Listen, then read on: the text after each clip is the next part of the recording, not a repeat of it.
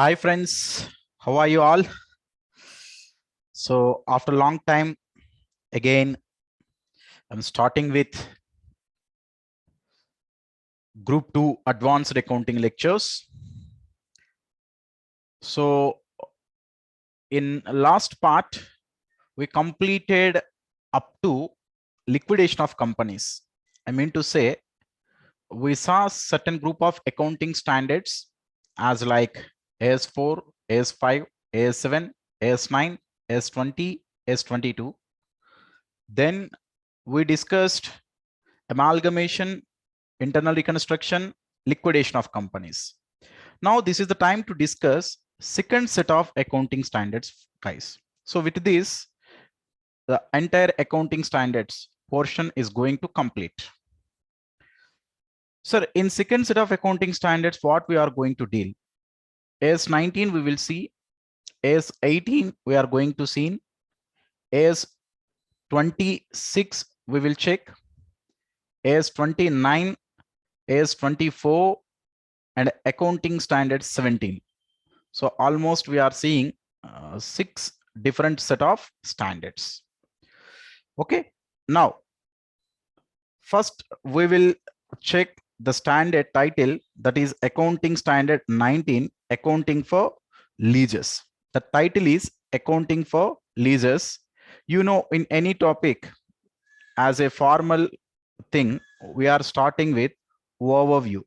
So this standard also we are seeing with overview.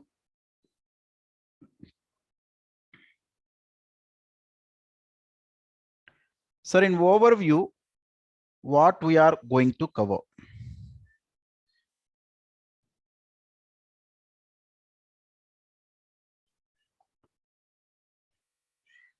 So first, as usual, we will see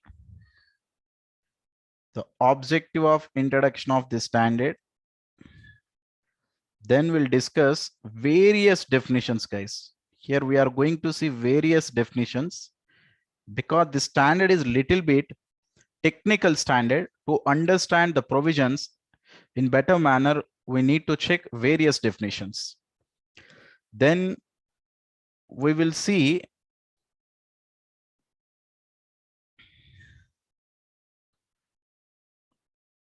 types of leases. We will see types of leases, that is operating lease, it is finance lease and operating lease.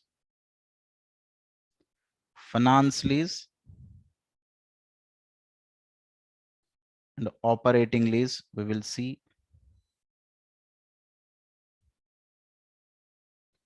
After that, we will discuss in case of finance lease, what is the accounting treatment in the books of lessor and in the books of lessee. In the books of lessor, what is the accounting treatment? In the books of, first we will see lessee. After that, we're going to see lessor. Then if the lease is operating lease,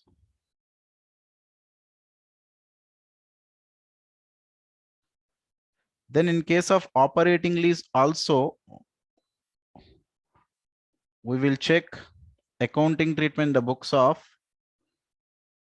lessee as well as lessor. We will end this topic with one last topic, which is sale and lease back, which we are going to discuss. The final topic is sale and lease back.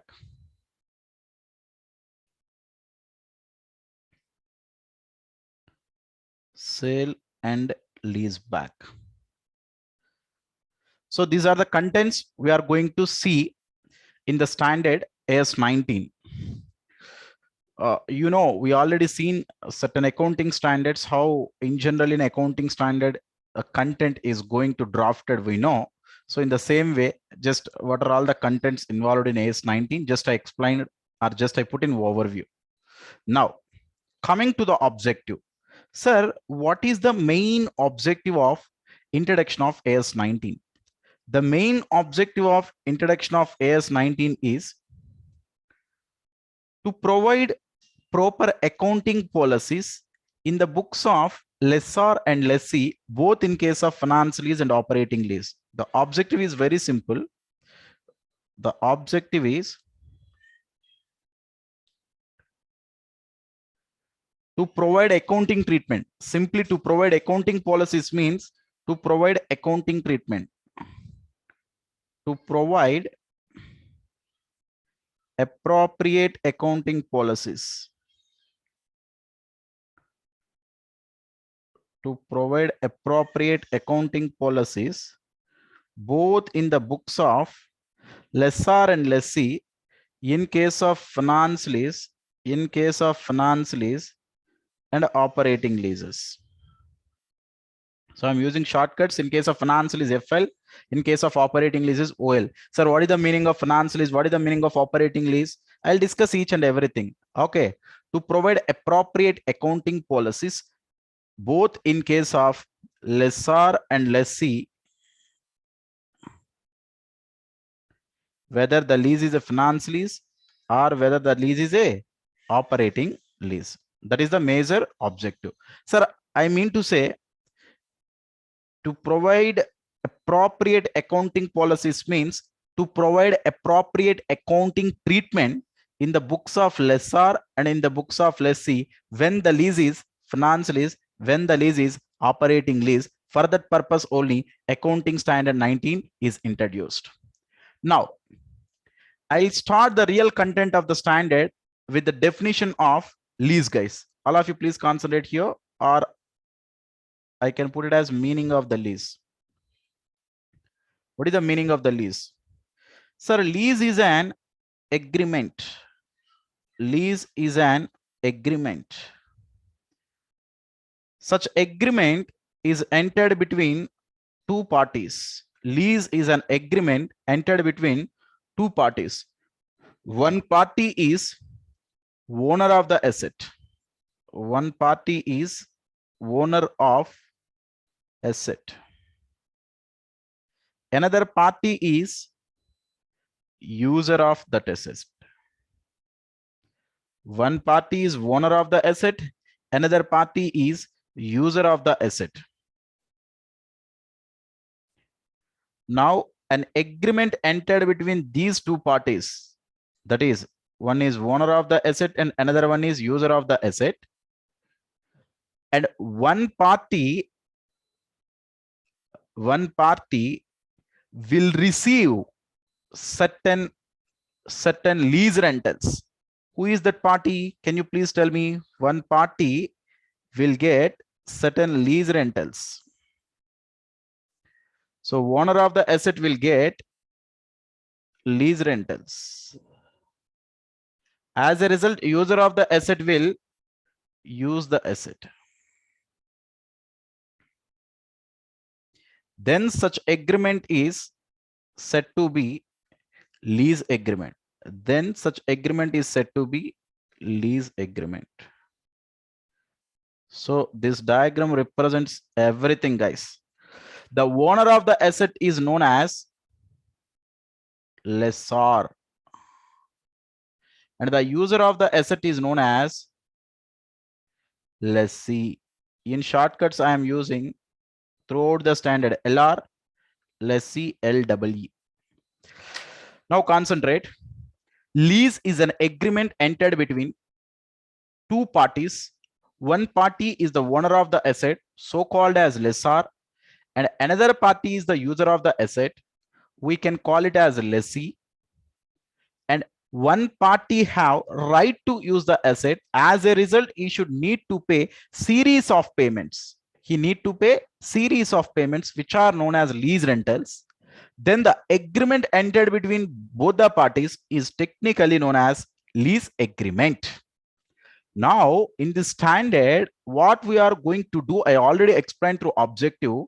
we are seeing accounting treatment in the books of lessor as well as accounting treatment in the books of lessee when the lease is finance lease or when the lease is operating lease. We are going to see.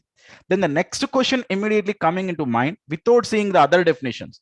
So many other definitions are there, but without seeing the other definitions, then my mind will talk about when the lease is said to be finance lease, when the lease is said to be operating lease. This is too early to discuss, but still I want to provide a small hint. When the lease is said to be finance lease, all the risks and rewards incidental to the ownership are transferred from lessor to the lessee, except the legal ownership. All the risks and rewards incidental to ownership are transferred from lessor to lessee due to such lease agreement. Then the lease is said to be finance lease, but still ownership is lying with hands of the lessor only. Then what is the meaning of operating lease? A lease which is other than finance lease is nothing but operating lease. I'll give a small example for finance lease. For example, the life of machinery is 10 years. Lessor will entering into a lease agreement with lessee for 8 years. Lessor will entering into a lease agreement with lessee for the purpose of usage of that machinery by lessee for 8 years. Then we may call it as such lease is a finance lease. So just I told a small example. You know why? Sir, the major economic life of the asset is in the hands of the lessee. That means even though the legal ownership is still lying with the lessor, most of the times the risk and rewards who will enjoy, ultimately lessee will enjoy. Possession is in the hands of the lessee. He will enjoy the benefit from that machinery. If at any point of time, if any maintenance cost need to incur, lessee only will incur. So that's why as like owner he will behave. So that's why all the substantial risks and rewards incidental to ownership are transferred to the lessee, we can assume. Then such lease is said to be finance lease. I hope now you get a little bit of idea or background behind the concept of finance lease. Am I right?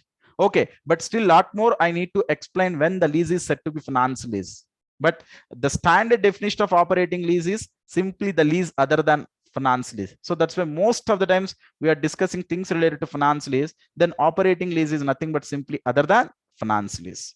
Okay, so now with that small idea or background, first let me explain the scope paragraph. So actually I forgot to add the scope here. Sorry, scope. Okay, with that background, so why I am not directly discussing the concept of scope. So first, at least if you have a small idea regarding the types of the leases, then you can understand the scope and other definitions in better manner.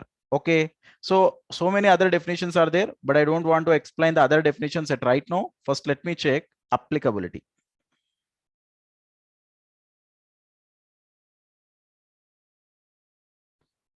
Applicability. Number one, this standard is not applicable to lease agreements for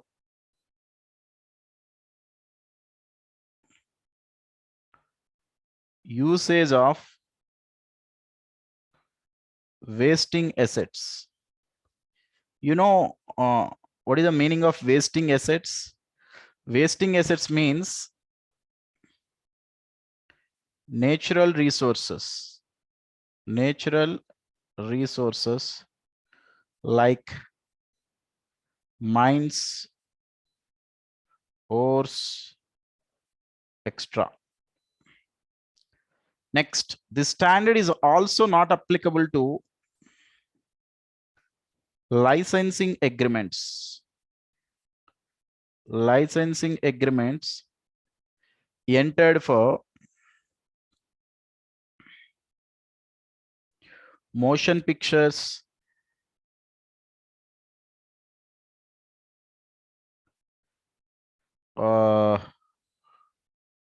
manuscripts,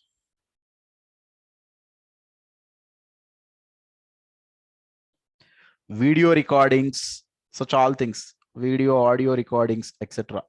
Video or audio recordings.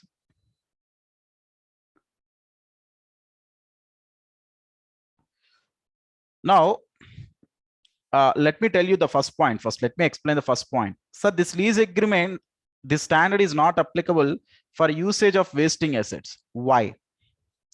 The reason is, which are completely naturally generated asset, so we cannot estimate life of the particular asset. So first of all, in case of the lease, we may entering into a particular time period, but we may not estimate the life of such asset. Nobody knows how much more inside we have. Okay, which is completely naturally regenerated resource. So for such things, I already mentioned number of times, either at the time of discussing the group 1 accounting standards or group 2 accounting standards. For most of the times related to natural generated resources, opaque rules are applicable. Oil and petroleum export companies rules worldwide, those are famous. Such rules are generally applied in the best industries as per industry practices. So that's why accounting standard 19 is not applicable. And in case of licensing agreements, so such licensing agreements are not coming under the purview of the leases. So because which is a licensing agreement means certain intangible assets are created here. So that's why maybe this standard is not a right standard for the purpose of discussing the intangible assets. So licensing agreements, we may not call it as lease agreements. So licensing agreements related to motion pictures and manuscripts and video or audio recordings are not in the purview of accounting standard 19. One more important issue I want to tell here. So the standard is not also applicable for lease agreements for usage of lands. So specifically excluded. So in case of usage of lands also, the standard is not applicable. So this point you can bear in your mind at the time of reading the standard. Next, one important issue I want to discuss here. Accounting standard 19 is only applicable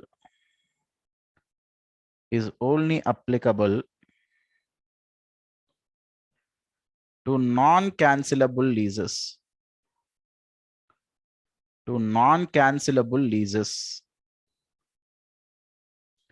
AS 19 is only applicable to non-cancellable leases.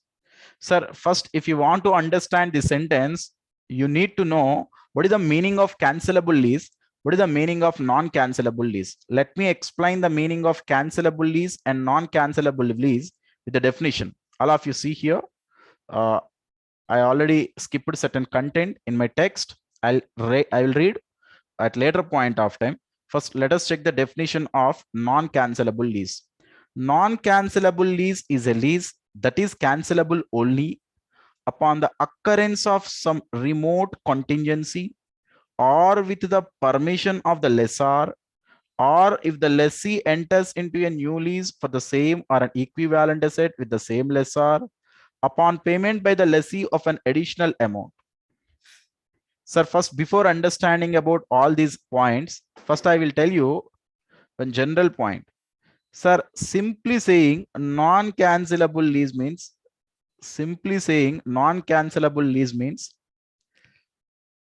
the cancellation is not within the hands of the lessee. The cancellation idea or the cancellation part is not in the hands of the lessee, simply speaking. But I don't want to write that. You can think like that.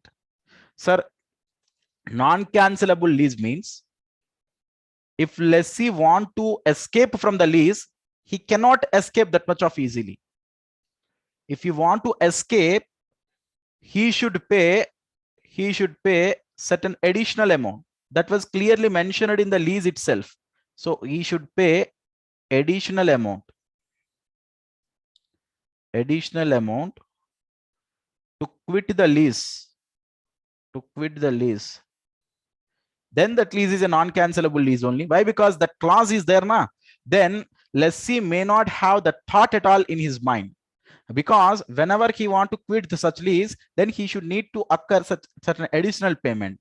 So then, which in general is said to be non-cancellable lease. So cancelable lease means whenever lessee wants, he can escape, he can out of from that lease, then such lease is said to be cancelable lease. I'll write that for you. So cancelable lease means cancelable lease means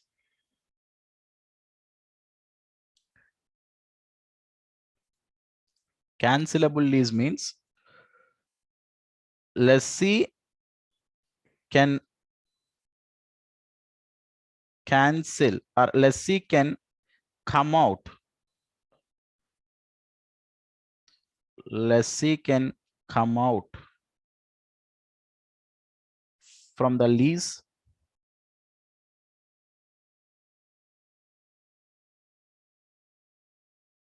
without having any restrictions. Without having any restrictions, then such lease is nothing but cancelable lease.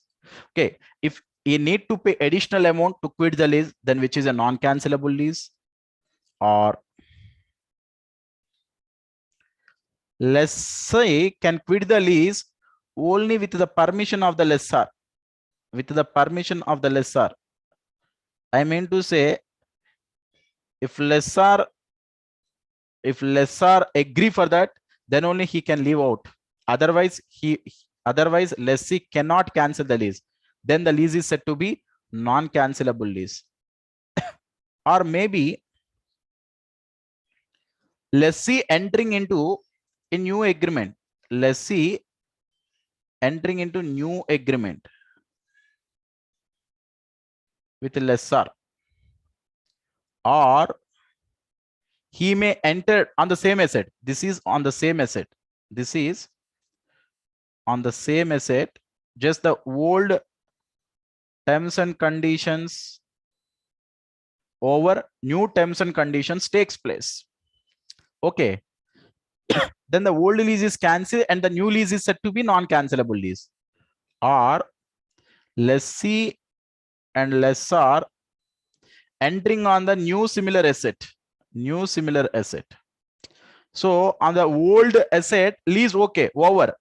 But still the new lease is continue on the new asset, on the similar asset, then still which is known as non-cancelable lease. So now if you read this here, if you read certain things, then you can easily understand. Upon the occurrence of some remote contingency means in the agreement I clearly mentioned that unless otherwise any natural calamity occurred, I will continue the lease for the certain period. For example, suddenly natural calamity occurred, then my business will completely disturbed. At that point of time, I cannot continue the business. So in general, at the time of giving properties, they will enter all these terms and conditions, so because nobody should ultimately want to incur the loss, right? So that's why they will include all such things. Then sir, still if such clause is there, sir, for occurrence of such remote contingency is very rare. Occurrence of such remote contingency is very rare. So that's why which is cancelable only if such event is occur. Unless otherwise such event would not occur, then you may continue your business. Am I right? So that's why the lease is continue with the permission of the lessor. I already explained in one note. If the lease enters into a new lease for the same asset or with the same lessor an equivalent asset, a new lease with the same asset or an equivalent asset with the same lessor. I also covered this point as well. Upon payment by the lessee of an additional amount. So simply saying when the lease is said to be cancelable lease, when the lease is said to be uncancelable lease or non-cancelable lease. Sir, without having any restrictions, if lessee can come out from such lease, then which is cancelable lease. He need to pay certain additional amount. Sir, the old lease is cancelled, but he enter into the lease agreement. Maybe on this asset, lease is cancelled, but he need to enter on another asset. Maybe before cancelling the lease, lessee should take the permission of the lessor. In such all cases, the lease is said to be non-cancellable leases. Now coming here, accounting standard 19 is applicable in case of cancelable lease or non-cancelable lease. I clearly told that which is applicable in case of non-cancelable lease only. Now come here, guys. All of you, let me confirm certain issues. Sir, we've seen the objective, right? Why AS 19 is introduced, guys? To provide an appropriate accounting policies in relation to finance lease and operating lease, both in the books of lessor and lessee. What is the meaning of the lease? Lease is an agreement whereby the lessor, he is the legal owner of the asset, conveys to the lessee, another party, in return for a payment or series of periodic payments, which are nothing but lease rentals, due to which the lessee have the right to use an asset for an agreed period of time. Then such agreement is said to be lease agreement. We already explained clearly through diagrammatic representation the same thing. Am I right? Next, coming to the scope or applicability, this standard applies to all leases other than lease agreements to explore for use of natural resources, oil, gas, timber, metals, mineral rights, etc. Licensing agreements for such as motion pictures, video recordings, plays, manuscripts. You know the meaning of manuscript? Manuscript means which is nothing but a book which is written by a human being, which is not in typed form. So manuscripts right now is not that much of familiar or popular. At that point of time in the olden days, so people are in generally reading the manuscripts, so the typing machines are very rare at that point of time. So all the human beings, they will write on their handwritten books, which are known as manuscripts. But right now they're having very much value, you know, right? The Bhagavad Gita, who wrote actually, which is a manuscript. Okay, Valmiki, right? So which is completely sorry, Ramayana is written by Valmiki, not Bhagavad Gita. Sorry, what are the case maybe, which all are manuscripts. Next, lease agreement to use the lands are not coming the purview of AS 19. AS 19 is only applicable to non-cancelable lease. It doesn't applicable to cancelable leases. So there is a reason actually why AS 19 is applicable to non-cancelable leases, why it is not applicable to cancelable lease. For example, if AS 19 is applies to cancelable lease, then what will happen, you know? Lessee will not continue the asset up to certain period. Then we may not provide the correct accounting treatment. Why, sir? If the lease is a finance lease, the entire accounting treatment is based upon the lease term usage by the lessee. The lease term is fixed at the time of inception of the lease itself. That's why if the lease term is not constant, then we may not fix the accounting treatment. In case of cancelable lease, the lease term is not fixed, obviously, because whenever lessee wants, he can come out of from the lease. So that's why in case of cancelable leases, generally AS 19 is not applicable. Okay, so in definitions, till now we've seen two definitions. One is non-cancelable lease, and another one we've seen the definition of lease. So remaining all we will see at the appropriate time. So just make it recorded in my text, but at the appropriate time we are going to discuss. Come back, guys, all of you. Come back to my OneNote. Sir, what is the next issue we are going to deal? So in the overview, what is the next issue after completion of scope? So objective completed, under definition certain parts over, scope also we seen. What is the next discussion? Types of leases. Now all of you come to types of leases. Sir, in case of types of leases, I already explained leases are broadly categorized into two types. One is finance lease, another one is operating lease. When a lease is said to be operating lease,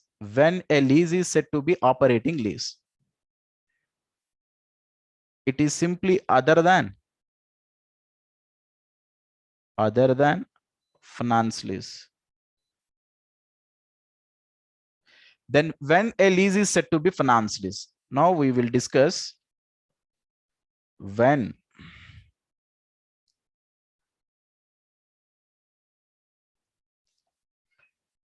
a lease is said to be finance lease.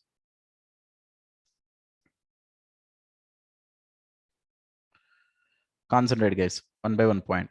I already told you at the time of I mean, before discussing the scope paragraph itself, before discussing the scope, I already gave an hint, right? Sir, when a lease is said to be finance lease, the general thing what I told at that point of time, when a lease is said to be finance lease, if all risks and rewards, if all risks and rewards incidental to ownership,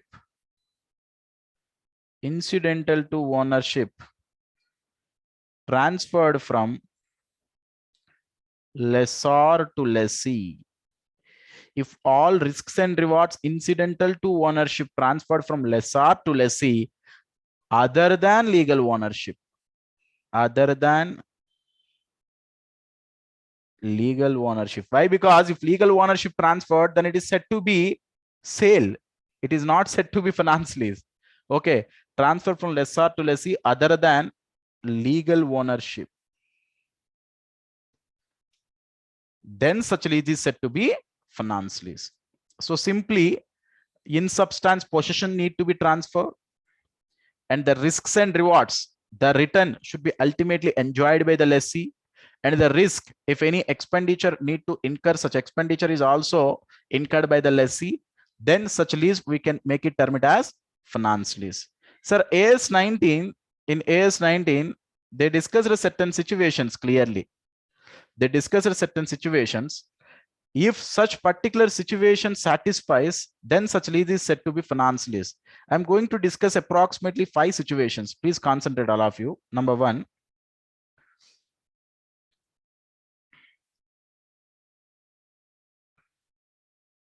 if the major economic life of the asset, major economic life of the asset in hands of lessee, if the major economic life of the asset is in the hands of lessee, then the lease is said to be finance lease. I already told one example. I already gave an example. So the plant and machinery lifetime is 10 years. Now the lease is entered for 80 years in between lessor and lessee can use such asset for approximately for 80 years. Now the major economic life of the asset is in the hands of the lessee, then the lease is said to be finance lease. Number 2, lessee have an option. Lessee have an option to purchase that asset,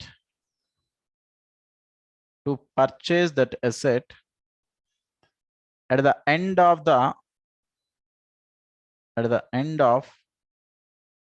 lease period at less than fair value. I mean to say, after completion of the lease period, in the outside market, the value of the asset is, let us assume, 10 lakh, but lessee can purchase the asset at the rate of 4 lakh itself. Let us assume. Now lessee have an option. It is not a compulsion. Lessee have an option to purchase that asset at the end of the lease period at less than fair value.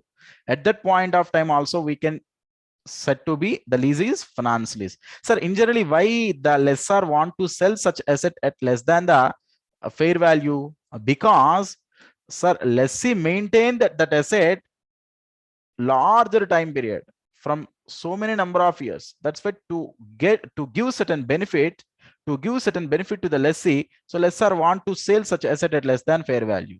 So if that is the thing exist under the lease agreement, then the lease is, we can call it as finance lease. Next, concentrate. Number 3,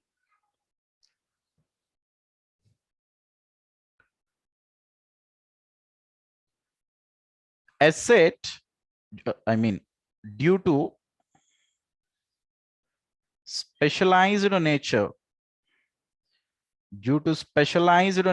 of the asset, specialized nature of leased asset,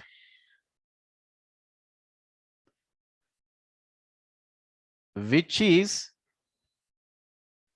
usable to lessee only after lease period.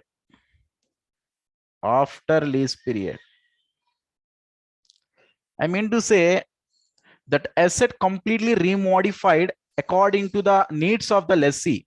So because the way of conducting the business is quite different, maybe one machinery is completely modified according to the necessary operations of the lessee.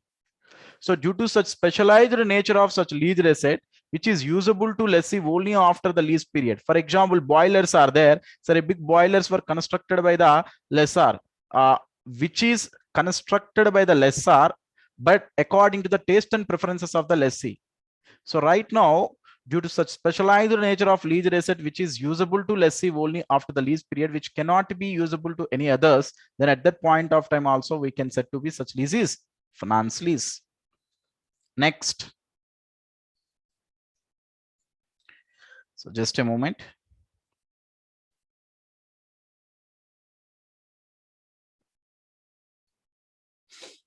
I covered all things almost. Yeah, one more thing. The lease agreement clearly contains the lease agreement clearly contains at the end of the lease period,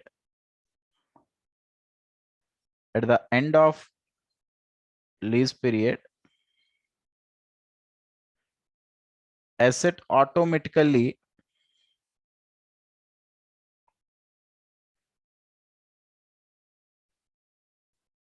belongs to lessee. The lease agreement clearly contains such a provision that at the end of the lease period, asset automatically belongs to lessee. That means that provision clearly tempts the lessee to continue such assets for a longer period of the lease as conditions revealed by the lessor.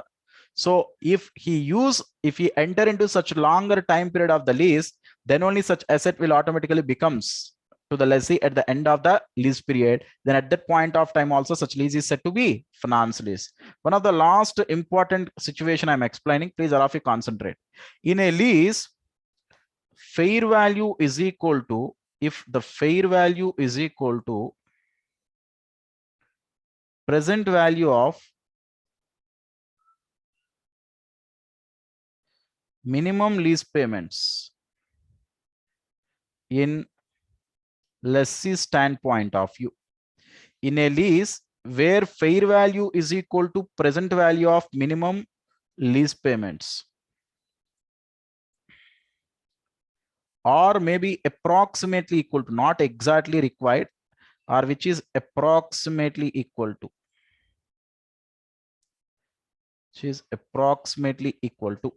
So fair value is equal to present value of the minimum lease payment in lessee standpoint of view. Then in such a situation also we can call such lease as finance lease. So to understand this, I need to explain so many definitions. Please all of you concentrate. Let me explain one by one definition. So come back to the definitions corner. Now first, one by one definition, let us see here. Sir, inception of the lease. Simply saying inception of the lease means at the beginning of the lease. In the normal course, inception of the lease means at the beginning of the lease. When we can assume that the lease started, the beginning of the lease or inception of the lease is the earlier of the date of the lease agreement, that is as on which terms and conditions they entered and they will make it sign on such agreement, or at the date of a commitment by the parties to the principal provisions of the lease. They're already committed. Maybe the agreement happened at later time, but before date of the agreement itself, the lessee is already using. So the oral discussion already happened. Asset is also substantially transferred by lessor to the lessee. So that's why, which is earlier of the date of entering into the lease agreement, or from the date of which they want to apply the provisions of lease, whichever is earlier. In normal terms, we can put it as inception of the lease is nothing but beginning of the lease. So beginning of the lease is from the date of entering into agreement or from the date of commitment by the parties to the lease provisions. Okay. Next, coming to the definition of minimum lease payments. All of you, please consider it. This is very, very important. Throughout the standard, I am using the same term, minimum lease payments. Sir, what is the meaning of minimum lease payments? Minimum lease payments paid by lessee. Such minimum lease payments we are discussing in lessee standpoint of view, and such minimum lease payments we are going to discuss in lessor standpoint of view. Minimum lease payments are the payments over the lease term that the lessee is or can be required to make, excluding contingent rent, cost for services and taxes. Just leave this. Excluding is just leave this. I will continue one more time. I want to read one more time. Minimum lease payments are the payments over the lease term that the lessee is to make to the lessor. Minimum lease payments are the payments over the lease term that the lessee is to the lessor together with, in the case of the lessee, any residual value guaranteed by or on behalf of the lessee.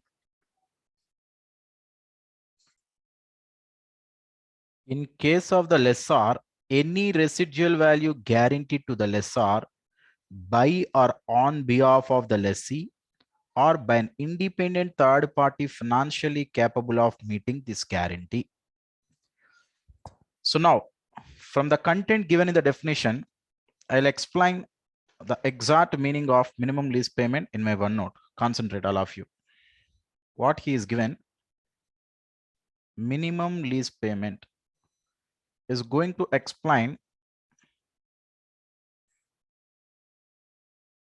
in two ways. What is the meaning of minimum lease payment in lessee standpoint of view? In lessee standpoint of view, what is the minimum lease payment in lessor standpoint of view?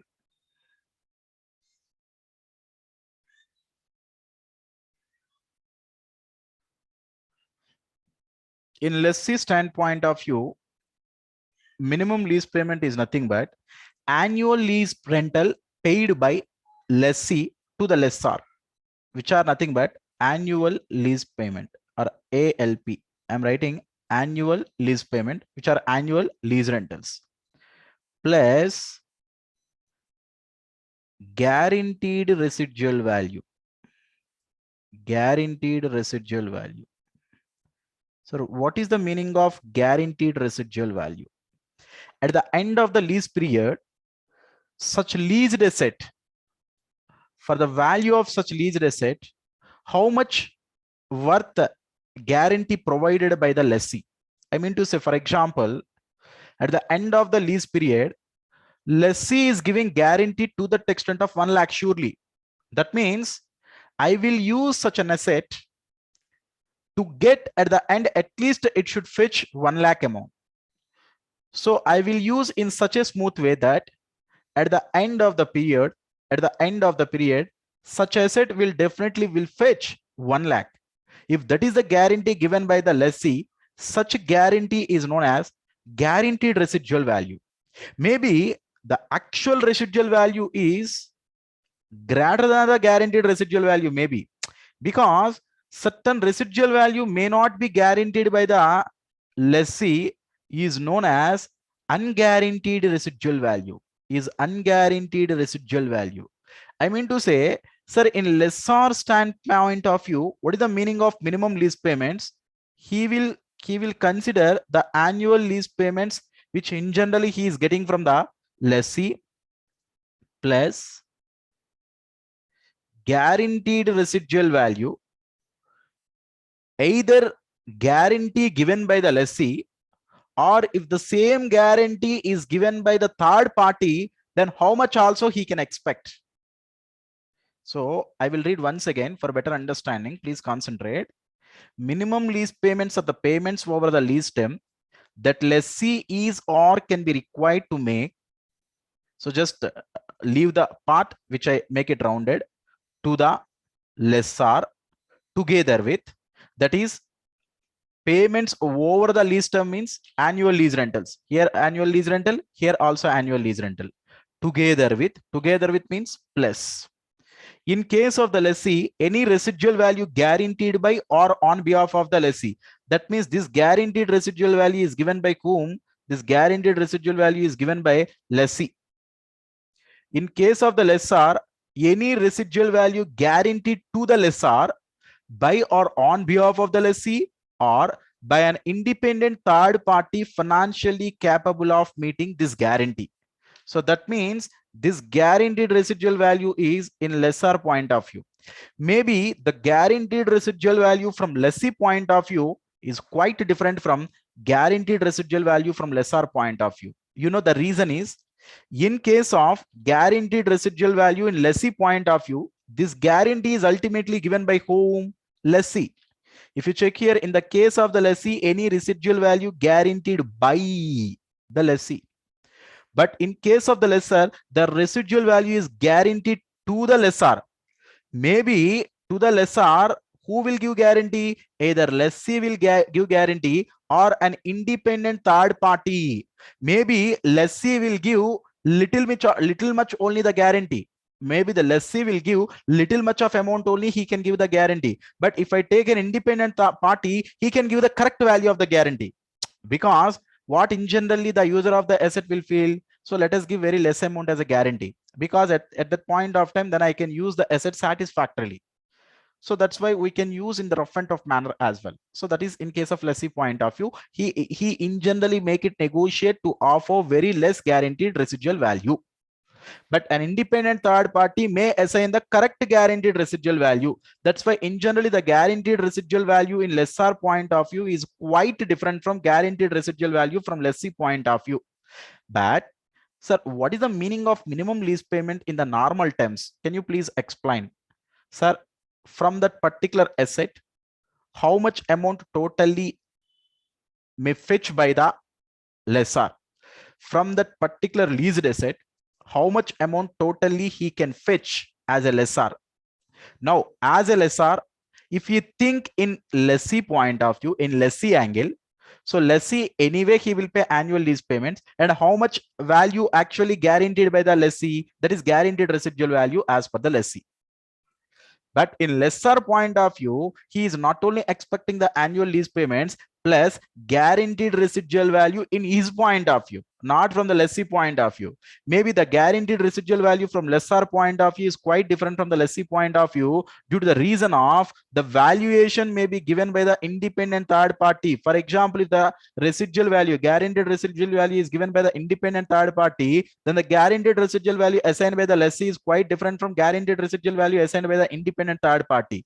That is the reason why minimum lease payment in lessee point of view is different from minimum lease payment from lessor point of view. Why we are learning all such issues actually? Sir, when a lease is said to be finance lease, in all the following situations, the lease is said to be finance lease. One more situation we explain. What is that? The fair value of the asset. You know, most of the times the fair value means the best estimate for the fair value is either market value or maybe the net realizable value of the asset. In generally, you may learn such word of the fair value in the standard AS 13. The definition of the fair value is exactly, it is the price entered between willing full knowledgeable buyer and willing full knowledgeable seller in an arm's length transaction. I mean to say, after making of so many negotiations in between the knowledgeable seller and knowledgeable buyer, certain price is fixed, right? Such price is nothing but fair value. So in generally, such price is market value. So the market value of such particular asset is equal to present value of the minimum lease payments in lessee point of view. That means the real value of the asset is approximately equal to the present value of the annual lease rentals plus the present value of the guaranteed residual value. Then such a lease is said to be finance lease. So now come back, just a moment.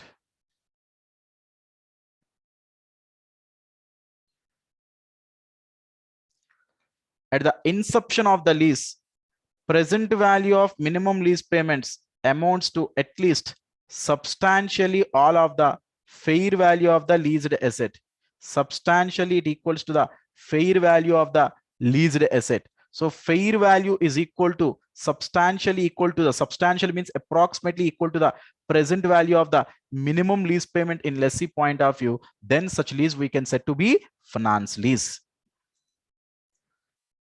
So that means, to put it simply, when a lease is said to be finance lease, we've seen that all risks and rewards incidental to ownership are transferred from lessor to lessee. Other than legal ownership, such lease is said to be finance lease. We've seen certain circumstances. The major economic life of the asset is in the hands of the lessee. Lessee have an option to purchase that asset at the end of the lease period at less than the fair value. Or maybe the lease agreement itself clearly told that at the end of the lease period, the asset will automatically becomes lessee. I mean to say, the ownership of such property is automatically transferred to lessee at the end of the lease period.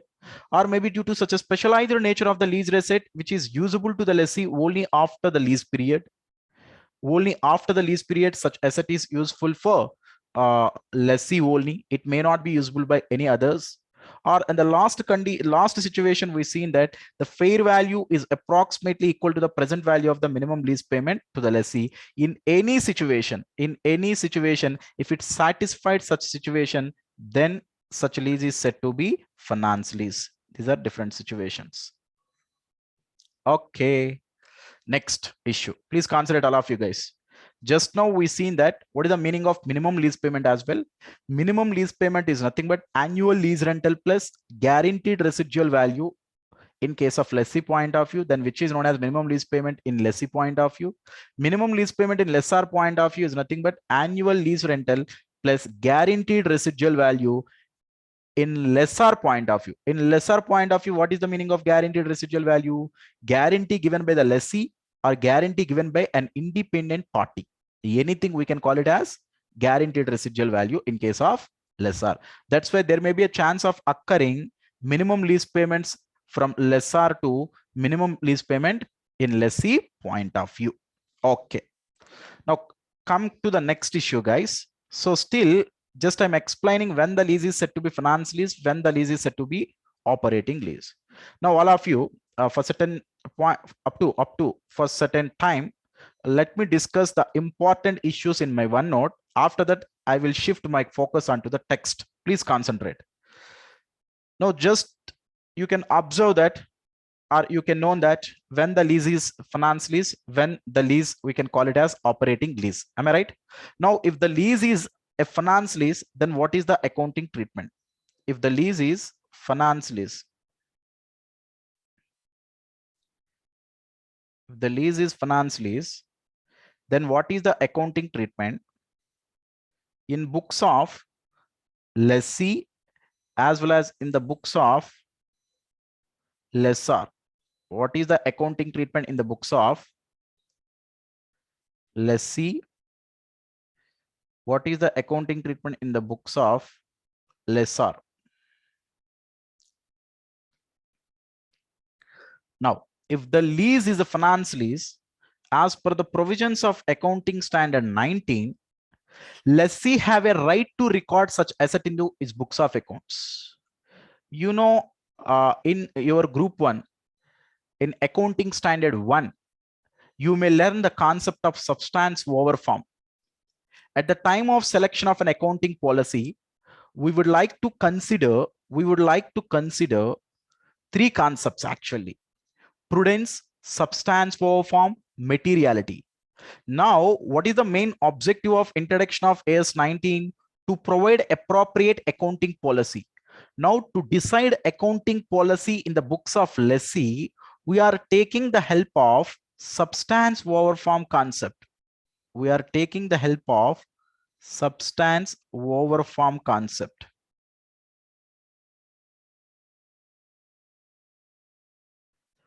So substance over form concept tells us we should provide accounting treatment based on the actual substance of the transaction rather than giving importance to the legal formality.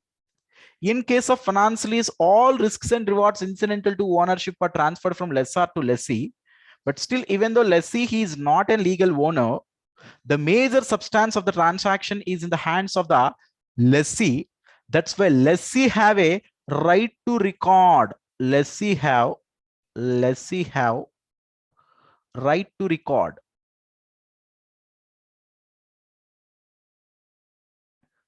leased asset in his books of accounts. You know the concept of hire purchase, right? In case of hire purchase also, at the time of entering into hire purchase agreement, hire purchaser may not become the legal owner unless otherwise if he paid the full amount. That means after making repayment of the last installment, only hire purchaser may become the legal owner. Am I right? So, but as per the concept of substance over form, hire purchaser can record such asset into his books of accounts. In the same way, in case of the finance lease, all risks and rewards incidental to ownership are transferred from lessor to the lessee as a result of substance over form concept. By applying the provisions of AS 19, lessee have right to record such leased asset in his books of accounts. Then the next question coming into my mind is at which value? At which value? It should be recorded at fair value of the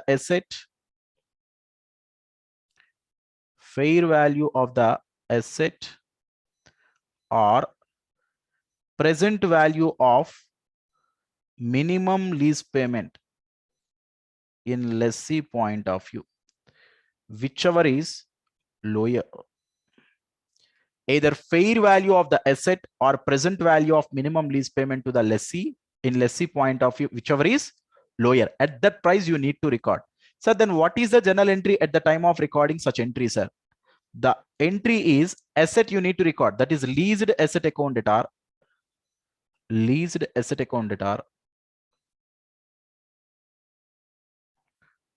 to whom I need to make payment? Actually lessor. That's why you need to write lessor account. At which value? You need to write. So I need to write this value, that is fair value of the asset or present value of minimum lease payment to the lessee in lessee point of view, whichever is lower. Sir, fair value means in generally given in the problem, you know, which is nothing but market value. Am I right? So then what is the meaning of present value of minimum lease payment in lessee point of view? You know the meaning of minimum lease payments, which is nothing but annual lease rentals, which in generally payable in the future, right? Plus the guaranteed residual value at the end of the lease period. Such all future values, if you can discount it to the present value, such a present value of minimum lease payments in lessee standpoint of view, you will get. Then whichever is lower, at that price, you need to record the worth of the asset in the books of lessee. Next. Sir, once he recorded such asset into his books of accounts, this is at the inception, guys. This is at the inception. Inception means you already know. What is the inception of the lease, guys? What is the beginning of the lease? So the date as on which they entered into agreement, or the date as on which the lease provisions are going to effective. Such date is nothing but inception of the lease. So as on such date, fair value of the asset need to be compared with present value of minimum lease payment in lessee point of view. Then whichever is lower, at that price they are going to record in year 0. Now at the end, year 1, what they will record, you know. Now the lease rentals, if you check, just a moment. If you check, let us assume 3, 4, 5 years, total 5 years are there. So the lease period is 5 years. Let us assume this is year 0, year 1, year 2, year 3, year 4, year 5 ending. Now what I am telling, to know the present value of the minimum lease payment to the lessee, you should need to take the present value, all the annual lease rentals. You should need to take the present value. Apart from the annual lease rental, the guaranteed residual value at the end of the 5th year. Also, you need to discount it to the present value. Then, which is nothing but present value of minimum lease payment to the lessee. That and all okay. Now, which is at present value, right? Now, which is not at future value, which is at present value. But in year number 1, at the end of the year number 1, I am going to pay annual lease rental. I'm going to pay annual lease payment, which is the future value. What is the difference between present value and future value? Interest. Am I right?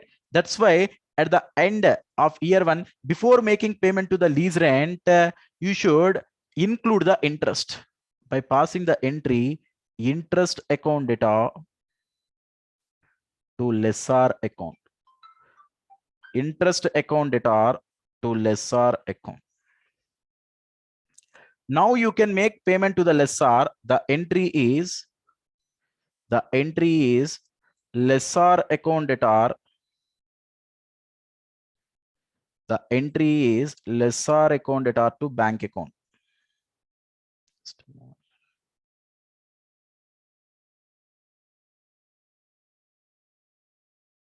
At the rate of first annual lease rent. First annual lease rent. Am I right?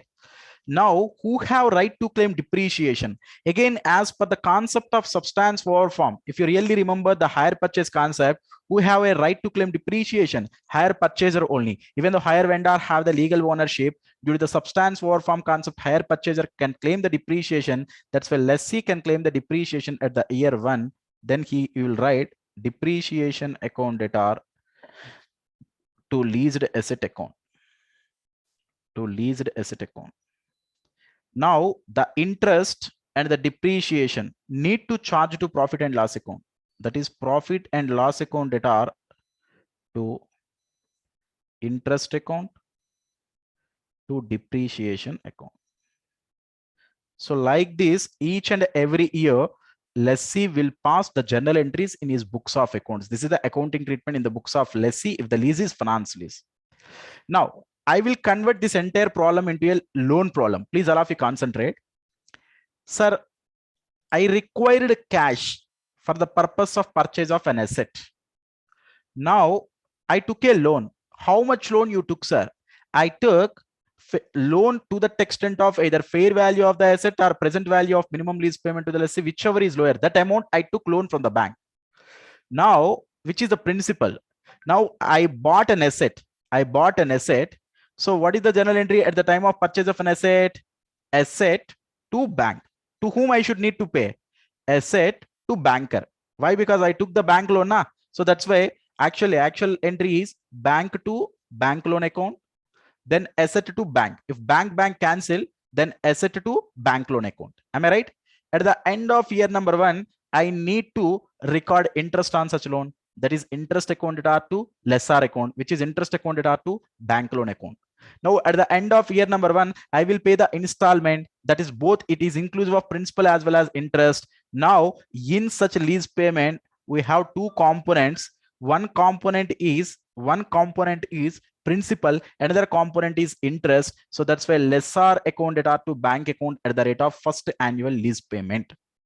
Next, on such a leased asset, now as per the substance over form concept, you have a right to claim the depreciation. That's why depreciation account data to leased asset, P&L to interest to depreciation. That means in case of finance lease, what it will happen, there is no difference at all whether you will take a loan and buy the property, or on behalf of taking a loan directly, you are taking a property from the other party. You are taking a loan, buying the property. That is option number 1. Option number 2, you are entering into the lease as a finance lease. Both are same. There is no difference. Sir, in the first case, you are taking the money, you are searching for the property, then you will buy. But right now, what you are doing right now, you are directly entering into such an agreement directly with the lessor, and you are taking directly property from the lessor. That is the only difference. Do you agree with me, all of you? Okay. Now coming to lessor books, guys. In the books, if in case of the lease is finance lease. Now the next issue is, sir, what is the accounting treatment in the books of lessor, sir? Lessor will de-recognize the asset. Lessor will de-recognize the asset. What is the journal entry he will pass? Lessee account data. if he sells such asset, in generally, what is the journal entry he will pass? Sir, that is debtor account debtor. Now the debtor is lessee. Lessee account debtor to asset account. If he is conducting such a lease business in the regular course of business, then he may not call it as an asset. He may call it as sales. If he is the dealer, he may call it as sales also. Then the asset may become good. That's why he will use the word sales. But if he is already using such an asset, not a dealer, he's already using, he purchased it for his own purpose. That's why he want to give a lease. He is not in generally entering into the lease business. He will in generally entering into the lease business very occasionally. So that's why at that point of time, we can treat it as an asset. That's why the entry is either lessor account debtor to asset account or lessee account debtor to sales account. Then the next question coming into my mind is, at which price I need to record? At which price I need to record? Here, that is shocking, guys. At which price actually lessee recorded? At which price he is convincing that I need to make pay to the lessor as per his books of accounts? At that price, we are not going to expect from the lessee. That is the magic of the accounting treatment of IAS 19 actually. Sir, lease asset to lessor. Now lessor, which amount you should in generally need to make pay? At the same price only he will expect, right? But as per the provisions of IAS 19, at which price he will pass, at which price he will expect amount from the lessee, you know, which is he's going to expect present value of minimum lease payment lessor point of view plus unguaranteed residual value. Sir, here we are going to record the present value of minimum lease payment to the lessee, but he is going to record present value of minimum lease payment to the lessor plus unguaranteed residual value. Now at the end of the lease period, the asset have certain residual value, right? Out of such residual value, how much is guaranteed by the lessee? The remaining portion not guaranteed by the lessee is known as unguaranteed residual value. For example, if he can sell such asset in the outside market, apart from the guaranteed residual value of the lessee, he will also get such additional amount, which is nothing but unguaranteed residual value. He will expect the total from the lessee in lessor point of view. So, which is technically known as net investment in the lease. How much he invested in the lease, which is known as net investment in the lease.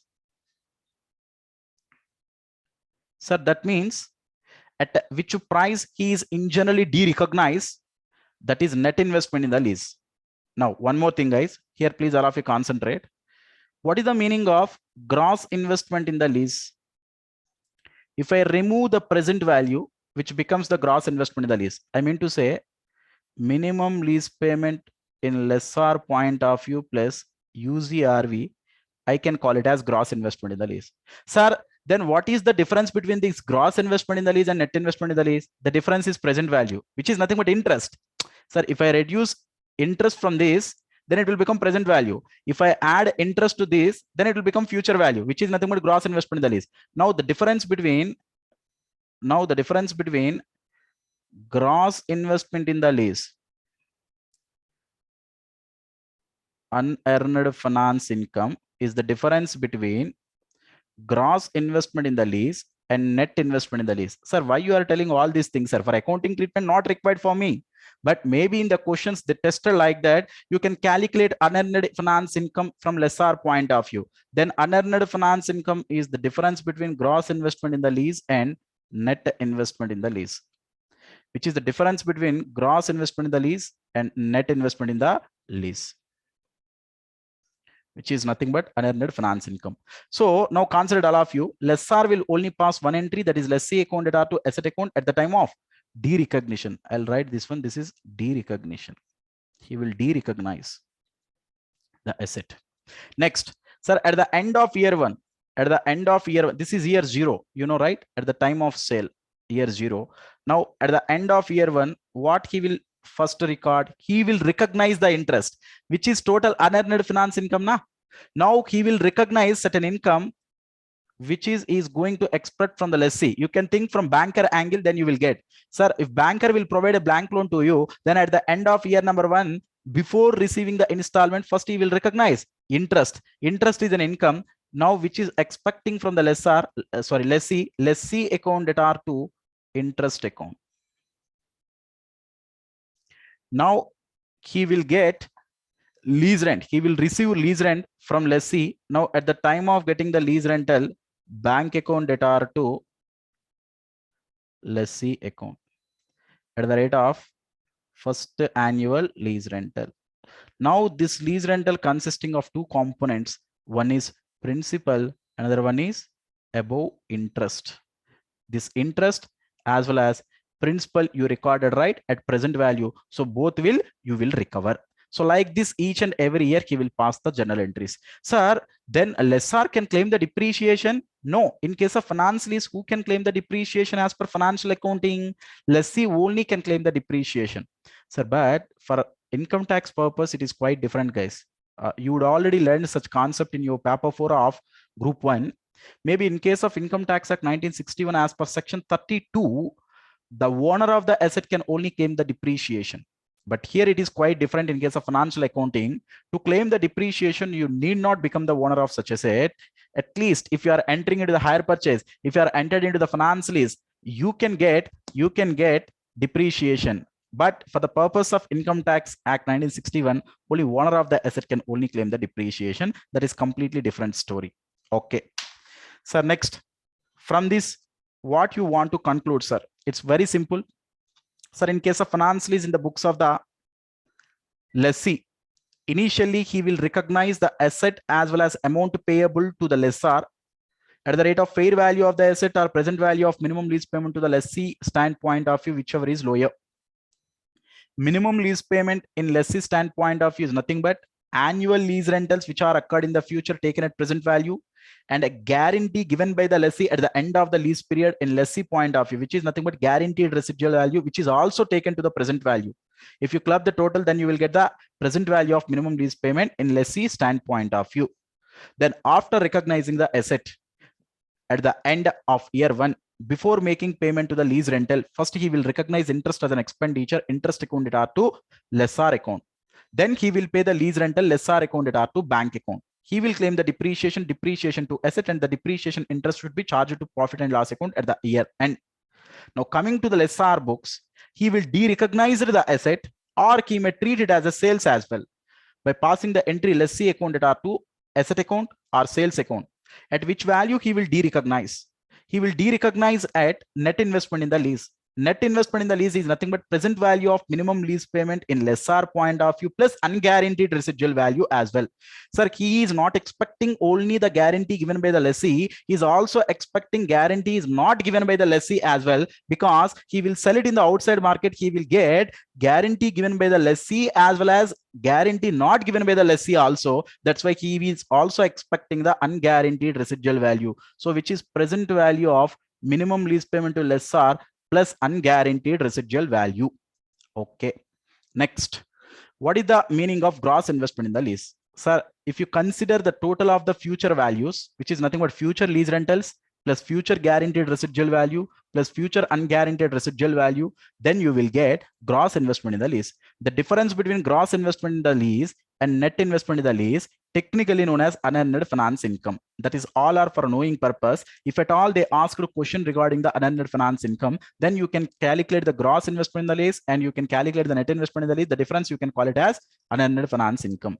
At the end of year number 1, he will recognize the interest as an income by passing the entry lessee account debtor to interest account. At the time of receipt of lease rental, he will pass the entry bank account debtor to lessee account. Okay. Now, I will forward the discussion. I'll move the discussion a little bit forward. Please concentrate, all of you.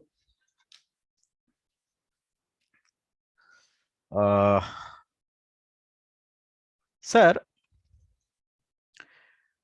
what is the meaning of minimum lease payment to the lessor? Minimum lease payment to the lessor is nothing but annual lease rental plus guaranteed residual value in lessor point of view.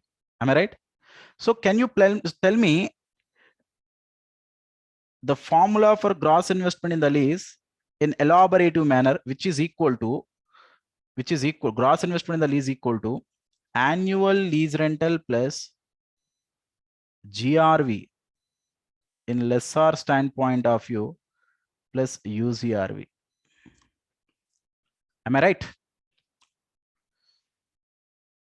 So actually, if you take the net investment in the lease, if you added the present value, then it will be automatically becomes net investment in the lease. If you added the present value to the above formula, it will becomes net investment in the lease. Am I right? Sir, net investment in the lease is actually equal to the fair value of the asset as well. Fair value of the asset. You know already why it is equal to fair value of the asset. We seen here in one of the condition that the lease is said to be finance lease when the fair value of the asset equal to present value of the minimum lease payment to the lessee, which is approximately equals, but here exactly equals. So the net investment in the lease in generally we can call it as fair value of the asset. We can call it as fair value of the asset. Then we can put it like this: fair value of the asset is equal to, consider it all of you, fair value of the asset is equal to gross investment in the lease minus unearned finance income. Am I right or wrong, guys? Because gross investment in the lease minus unearned finance income, then you will get net investment in the lease. Am I right?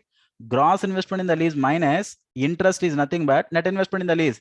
Once you reduce the interest, it will become net investment in the lease. Net investment lease is nothing but fair value of the asset. Or I can put like this as well: unearned finance income. Unearned finance income is equal to gross investment in the lease minus fair value of the asset. So total two formulas I told for unearned finance income. One formula is gross investment in the lease minus net investment in the lease. Another formula is gross investment in the lease minus fair value of the asset, because net investment in the lease is nothing but fair value of the asset. So don't by heart anything. So just understand the issues, guys. So in this formula, if I replace the net investment in the lease with fair value of the asset, this formula will comes. So there is no magic here. So just I substituted on place of just I'm replacing the net investment in the lease with fair value of the asset. That's it. Okay. So still a lot of issues need to discuss, guys. As an intro part, as a first lecture of the leases, so just we discussed things related to objective, definition, scope, and when the lease is said to be finance lease and when the lease is said to be operating lease. We've seen very basic accounting treatment in the books of lessee if the lease is finance lease, and if the in the books of lessor, in the books of the lessor if the lease is finance lease. Okay, so lot more issues I'll discuss in the next lecture. So please revise the content entirely before watching the next lecture, guys. Until bye, have a nice day.